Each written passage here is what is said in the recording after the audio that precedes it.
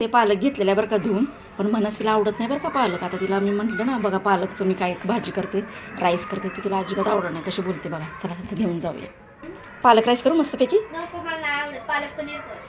खा ना बघ किती. पालक पनीरच कर. हो हो हो. पोरं का नाही लय आगाव असतात बरं का. हिला पण पालक पनीर का आवडते. पालक पनीर म्हणायला नुसतं त्यातलं पनीर नुसतं खायचं असतं तिला. पालक अजिबातच खात नाही.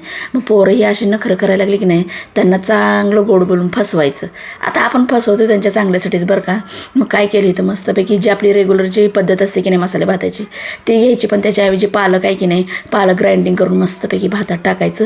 तेवढंच हेल्दी हो. आणि मस्त 3 शिट्ट्या करून घ्यायच्या. छान असा राईस तयार होतं. ही मुलं ऐकत नसली की नाही ह्यांना असंच फसवायचं आपण. मस्तपैकी असा राईस केला, तिला कळला सुद्धा नाही बरं का ही राईस आहे. बघा कशी मिटक्या मारून मारून खाती आता. तिचं एक्सप्रेशन बघा. कसं झालं राईस.